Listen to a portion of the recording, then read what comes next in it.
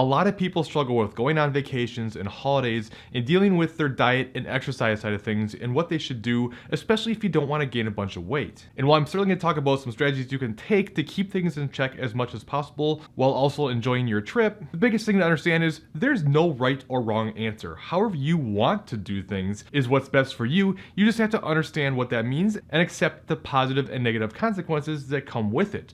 What I mean by that is, let's just say for instance, you decide you want to keep tracking macros, you like the progress you're making, you want to do everything you can to keep on plan as much as possible. That's fine, but then you can't sit around and get mad that you don't get to be more flexible and enjoy the trip more. On the flip side, if you decide I want to eat everything in sight, I want to drink as much as I can, and I just want to live my life and not even worry about what happens with my weight, that's fine too. But then you can't be upset when you come home and you're up in weight. You made that choice, be okay with what that means. Either way, you need to decide what you're gonna do beforehand, because the problem is if you don't make this decision, no matter what you do, you're gonna end up feeling like you failed. For instance, if you stick to your plan and do really well, then you feel bad that you didn't enjoy the trip more and have more fun with the family or whatever else. And on the flip side, if you do enjoy things more and have a bunch of extra food and drinks and whatever else, and you end up gaining weight, well then you feel bad that you didn't stick to the plan more. Either way, you're gonna be upset with what happened. You need to have that plan in place first. But with all that being said, despite popular belief,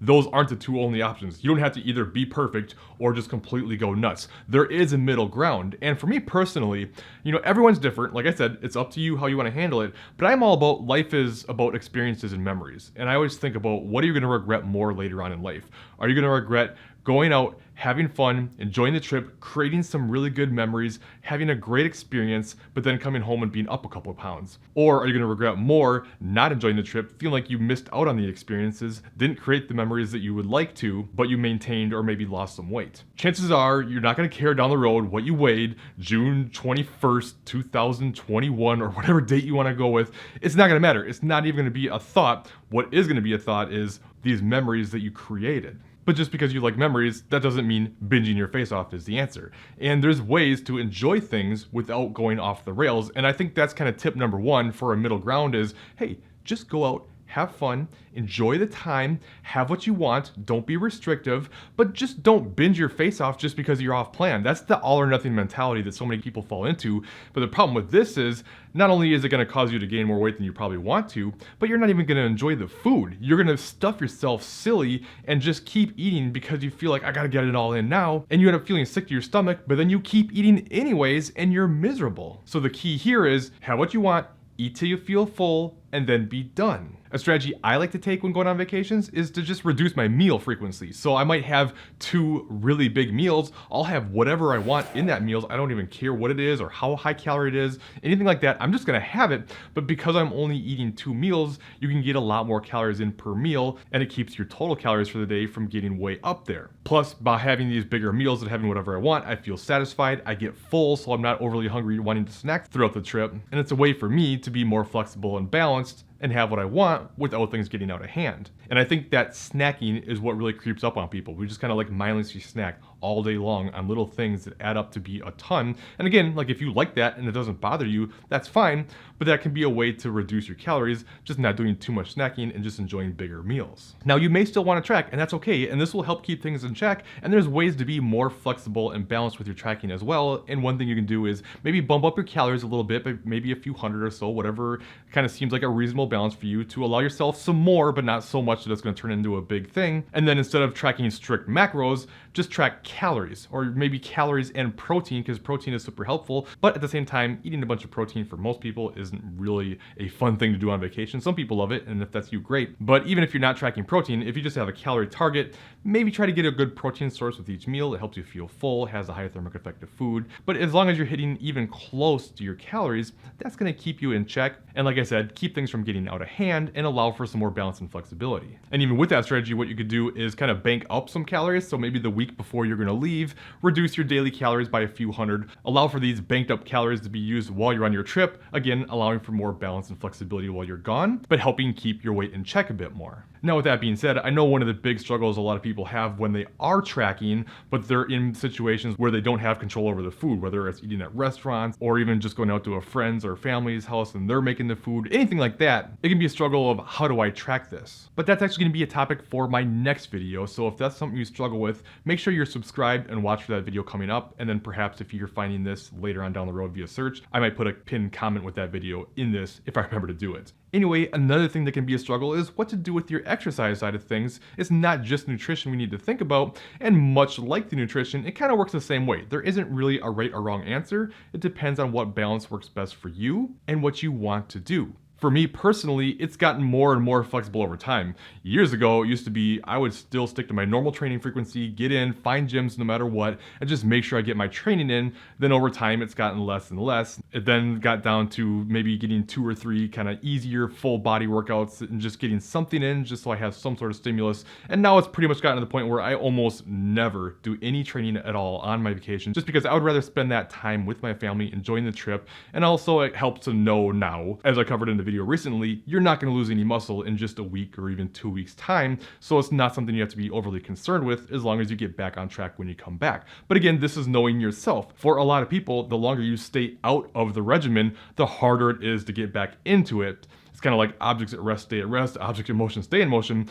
Same thing goes with people. If you have a really hard time getting back on track with the exercise side of things after a vacation, you may want to try to work in some exercise just to kind of keep that ball rolling. But if you don't have any trouble with that and you want to enjoy your time more, it's not going to make any difference. Just enjoy the time. Again, experiences and memories over everything. Plus, on top of that, we just tend to be more active during vacations. Whenever we travel, it seems like we're doing a lot of walking around, whether it's shopping or going to amusement parks or whatever else. We're on our feet a lot, we're moving around a lot. We're getting much more steps than most people do in their regular everyday life, especially if you have a desk job where you're not moving around much. Now you're going on these trips and you're moving around a lot. You get a lot more calorie burn through your activity levels. And this is why for like myself, I see this a lot, as well as a lot of clients. You go on a trip, you don't track, eat whatever the heck you want, you drink whatever you want, and you come back and you're the same weight or even have lost weight. It's because you've gotten so much more calorie burn through your activity levels. So that's another thing to consider if you're worried about not burning enough calories by missing exercise. Keep in mind, however, with the weight side of things, when I say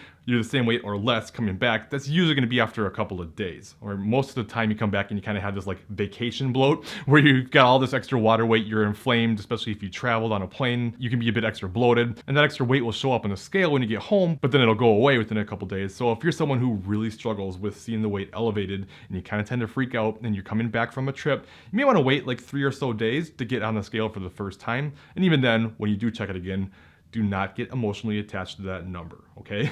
It's very important. Okay, here's another part of vacations to me is important to talk about, and that's how you choose to go into your vacation. And what I mean by that is, what's the common thing a lot of people do?